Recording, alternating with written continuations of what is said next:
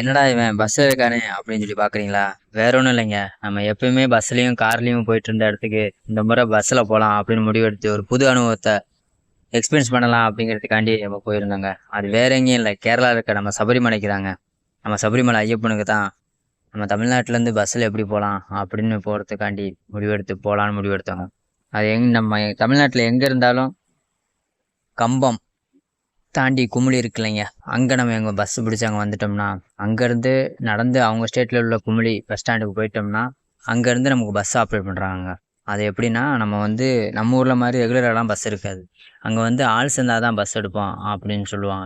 அதனால் ஒரு first bus வந்துச்சு, அடிச்சு பிடிச்சி எல்லோரும் ஏறி ஆரம்பித்து ஃபஸ்ட்டு பஸ்ஸில் கிளம்பிட்டாங்க.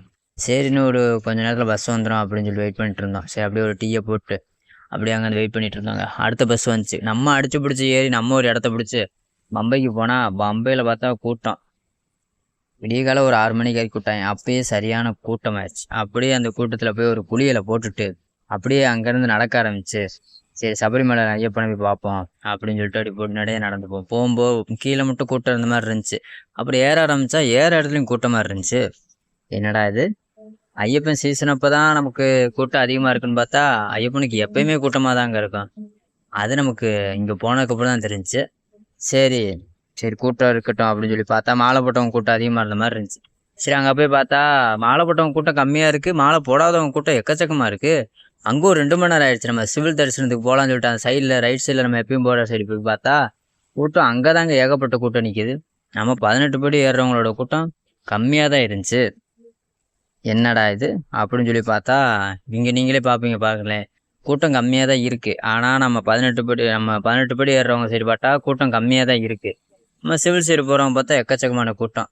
சரி, ஒரு 2-3 மணி நேரம் நின்று அங்கேருந்து அப்படியே சாமி பார்த்துட்டு அப்புறம் அப்படியே சாப்பிட்டு முடிச்சுட்டு அப்படியே பொடுநடியாக கீழே இறங்குவோம் அப்படின்னு சொல்லி முடிவு எடுத்துட்டோம். இப்போ நீங்கள் பார்க்குறீங்கல்ல, 18 படி ஏறுறவங்க இடத்துல பாருங்களேன், கூட்டமே இருக்காது. இவன் மாலை போடாத மாலை சீசன் டைம் இல்லாத டயத்தில் நம்ம மண்டல பூஜை அந்த மாதிரி டயத்தில் வந்தோம்னா மாலை போட்டவங்களோட கூட்டம் கம்மியாக இருக்கும். டக்கு நீங்கள் சாமி 18 படி ஏறி நம்ம சாமி பார்த்துடலாம். அப்புறம் என்னாச்சு, நம்ம அப்படியே இறங்க ஆரம்பிச்சிட்டோம். நம்ம இறங்க ஆரம்பிச்சு கீழே அப்படியே போய் அங்கே ஒரு டீயை குடிச்சிட்டு சரி இங்கேருந்து நான் அடுத்த போகிறதுக்கான வழி என்ன பஸ்லேயே பார்ப்போம் அப்படின்னு சொல்லி முடிவு எடுத்தோம். சரி, அங்கேருந்து நம்ம பம்பையோட பஸ் ஸ்டாண்டு போகலாம், அங்கேருந்து ஃப்ரீ பஸ் ஏற்கிறாங்க, அங்கேருந்து நம்ம பஸ் ஸ்டாண்டு போய் அந்த பஸ் ஸ்டாண்டு மாறி போகலாங்கிறதான் பிளான். அங்கே போனால் பஸ் இருக்குமான்னு கேட்டால் அங்கே கேட்டால் இல்லை, ஆள் சேரட்டுனா இங்கேயும் அப்புறம் ஆள் புரட்டை இருட்டி நம்ம ஆளுகளை போகிறோம், தமிழ்நாட்டு ஆளுகளை போகிறோம் சேமிச்சு அப்படியே அங்கேருந்து ஒரு பஸ் ரெடி பண்ணி அங்கேருந்து பஸ் ஏறினோம்னா நம்ம வந்து கும்மிடிப்பாட்டில் வந்து இறக்கி விட்டாங்க. அப்புறம் அவங்கவுங்க நம்ம ஊருக்கு வந்து அங்கேருந்து கிளம்பியாச்சு.